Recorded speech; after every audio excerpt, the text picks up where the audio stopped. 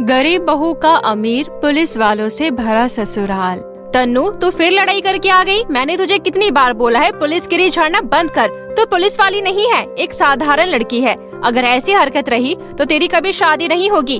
भला कौन ऐसी लड़की का हाथ थामेगा जो हर वक्त किसी न किसी से लड़ती रहती है। माँ, तुम मेरी शादी का फिक्र मत करो। और रही लोगों की सुधारने की बात, तो मैं अपने सामने गलत होते हुए नहीं देख सकती। बेटा, हम जानते हैं, पर हम गरीबों के बारे में तो सोच। अगर कभी कुछ तुझे हो गया तो हम क्या करेंगे। शंकर और कामिनी के समझाने के बाद भी तन्नू नहीं मानती। इसी तरह कुछ दिन बीत जाते हैं और एक दिन जब तन्नू माँ के साथ बाजार जा रही होती है कि तभी एक बाइक पर दो लड़के एक औरत का गले का चैन खींचकर भाग जाता है। ये देख तन्नू पास में रखा एक पत्थर उठाकर बाइक वाले को मारती है और दोनों गुंडे बाइक से नीचे गिर जाते हैं। शर्म नहीं आती चोरी करते हुए? ये लीजिए आंटी, आपकी चेन। ये गुंडे बदमाश को तो आज मैं पुलिस स्टेशन तक लेकर जाऊंगी। वाह बेटी, तू तो बहुत बहादुर है। ऐसी बेटियां भगवान सबको दे। अरे बेटा, क्यों दूसरों के पंगों में पड़ रही है? तूने चैन छीन ली ना, अब जाने दे इन गुंडों को। देख, उसे भी फर्क नहीं पड़ रहा, वो जा रही है। फिर तू क्यों बात को खींच रही है? औरत के जाने के बाद अपनी माँ के कहने पर तन्नू भी उन गुंडों को जाने देती है। पर ये सब एक पुलिस वाली जिसका नाम सुमन था वो देख लेती है। अब इसी तरह कुछ दिन बीत जाते हैं और एक दिन, माँ, मैं रानी के साथ बाहर जा रही हूँ, शाम को आऊंगी। जा तो रही है, पर कोई बवाल करके मत आना। पिछली बार रोहित की माँ आई थी तेरी शिकायत लेकर। इस बार अगर तेरी कोई शिकायत आई तो तुझे घर से निकाल दूंगी। माँ, मैं पंगे नहीं करती, लोग मुझसे पंगा लेते हैं। अच्छा, मैं चलती हूँ। इतना बोलकर तन्नू अपने दोस्त के साथ बाहर जाती है, जहाँ ठेले पर एक औरत छोले भटूरे खा रही होती है।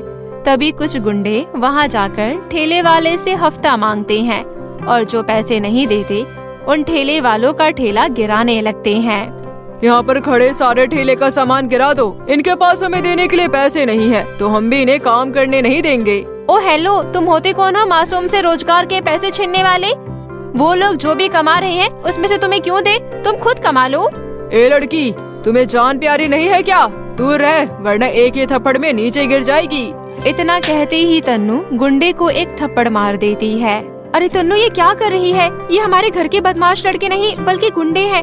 भाई साहब, माफ कर देना, मेरी दोस्त अभी नादान है। चल तन्नू, यहाँ से चलते हैं हम। मैं यहाँ से कहीं नहीं जाऊंगी। इन गुंडों को क्या लगता है हम सब कमजोर हैं? आज इन्हें हम दिखाते हैं, हम लड़कियाँ भी लड़कों से कम नहीं है। इतना बोलकर तन्नू उन दोनों गुंडों को मारने लगती है और मारते मारते उनका कॉलर पकड़कर उन्हें पुलिस स्टेशन तक ले जाती है। ये लो, संभालो यहाँ के गुंडों को। अब पुलिस वाले से कुछ काम नहीं होता क्या? अब हम पब्लिक को ही ये सब करना होगा। आपके यहाँ होते हुए भी ये गुंडे मासूम लोगों से उनके रोजी रोटी छीन रहे हैं। शाबाश मैडम, ये तो आप कमाल कर दिए। बाकी सारा काम हम पर छोड़ दीजिए और आप फिक्र मत करिए। अब ये गुंडे नहीं बल्कि कोई दूसरे गुंडे भी बाजार में आकर बदमाशी नहीं कर पाएगा। रजत तन्नू की बहादुरी देखकर बहुत खुश हो जाता है और तन्नू वहाँ से चली जाती है। और एक दिन एक सब्जी वाला पुलिस वाले के सामने मोल भाव में बेईमानी कर रहा था और ये तन्नू से बर्दाश्त नहीं होता और वो थोड़ी दूर पर खड़ी पुलिस वाली शिवानी के पास जाती है। अरे कैसे पुलिस वाली हो तुम? और तुम यहाँ खड़ी हो, तुम्हारे सामने ये बेईमानी कर रहा है और तुम चुपचाप देख रही हो? हाँ हाँ, चुपचाप ही देखोगी ना, आखिर तुम्हें मुफ्त की सब्जियाँ जो खाने को मिल जाती है। हम गरीब लोग पैसे जोड़ जोड़ कर इतनी महंगी सब्जियाँ लेते हैं। तुम इसे अभी बोलो कि सही दाम लगाकर मुझे मेरे पैसे वापस करे, नहीं तो मैं इसके खिलाफ रिपोर्ट लिखवाऊंगी। अरे कैसी लड़की है, 5-10 रुपए के लिए मेरे ऊपर FIR लिखवा रही है। अंकल जी, फिर बेईमानी क्यों कर रहे हो? आपको क्या लगा हर ग्राहक बेवकूफ है? जल्दी से उसके पैसे दो या तो फिर मेरे साथ पुलिस स्टेशन चलो। इस तरह तन्नू सब्जी वाले को बेईमानी नहीं करने देती और समय यूं ही बीतता है।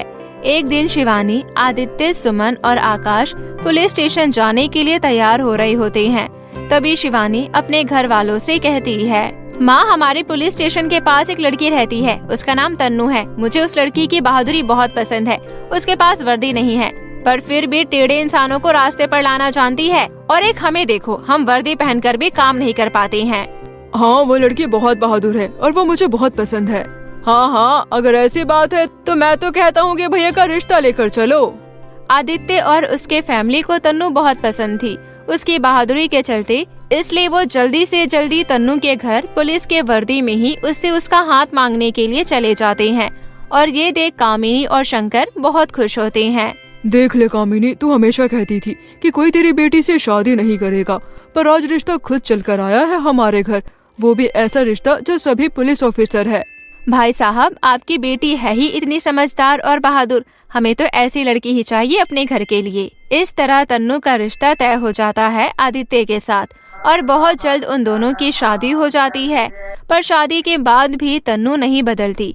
ऐसी ही एक दिन तन्नू अपने पति का वर्दी पहनकर देख रही होती है और ये सब कुछ सुमन देख लेती है और अपनी बहू से कहती है, बहू, तुम्हारे ऊपर ये वर्दी बहुत अच्छी लग रही है।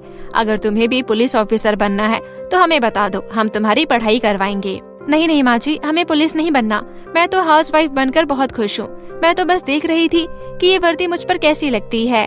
तन्नू, ये वर्दी हर अच्छे, ईमानदार और बहादुर इंसान पर अच्छी लगती है। अगर कभी भी तुम्हारा मन बदले तो मुझे बताना। हमारे घर में सभी पुलिस वाले हैं।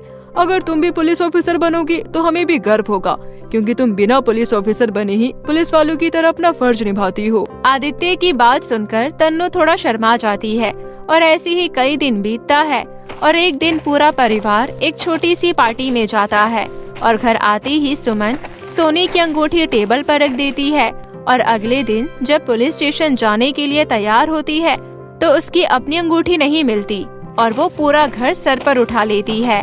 माँ, मुझे कभी कभी शक होता है, तुम सच में पुलिस वाली हो ना? अरे साधारण सी अंगूठी तो थी, क्यों इतना परेशान हो रही हो? हाँ सुमन, हमारी बिटिया बिल्कुल सही कह रही है और मैं तुम्हें वैसे अंगूठी दिला दूंगा।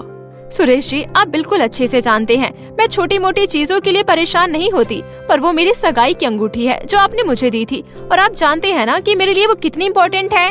कोई बात नहीं माँ, मिल जाएगी अंगूठी, यही कहीं होगी। पुलिस वाले होने के बाद भी वो लोग किसी पर शक नहीं करते और पुलिस स्टेशन चले जाते हैं, पर तन्नू को अपने नौकर पर शक होता है। जब शाम को उसका नौकर साफ सफाई करके जा रहा होता है तभी तन्नू उसको रोक लेती है। इस घर से कभी कोई सामान चोरी नहीं हुआ और आज माँ जी की अंगूठी खो गई। इस घर में सभी पुलिस वाले हैं, कोई माँ जी की अंगूठी चोरी करने की हिम्मत भी नहीं कर सकता सिवाय तुम्हारे। मुझे तुम्हारी तलाशी लेनी है। मालकिन, मैं गरीब हूँ, चोर नहीं। इसी बीच पूरा परिवार अपनी ड्यूटी करके घर आता है और नौकर के साथ तन्नू की बात सुन लेता है। तभी आदित्य कहता है, भाभी, काका हमारे यहाँ सालों से काम कर रहे हैं, इन्हें जाने दो, ये बहुत अच्छे हैं।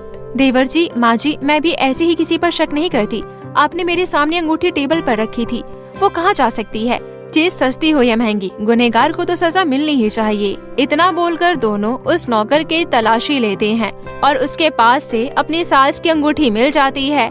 उसके बाद नौकर सबके सामने हाथ जोड़कर माफी मांगने लगता है। मैं चोर नहीं हूँ मालकिन, मेरी बीवी की तबीयत खराब थी तब मुझे पैसा चाहिए था, इसलिए मैंने अंगूठी चोरी कर ली। पर जब आपको घर में परेशान देखा तो सोचा मौका मिलते ही घर में अंगूठी वापस रख दूंगा और आपसे कर्जा ले लूंगा, पर उससे पहले ही तन्नू मैडम ने मुझे पकड़ लिया, मुझे माफ कर दीजिए।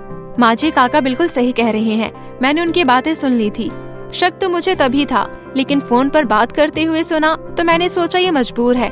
मजबूरी में आकर इंसान गलत काम कर जाता है। तनु, मुझे तुम पर गर्व है जो तुम मेरी बीवी हो।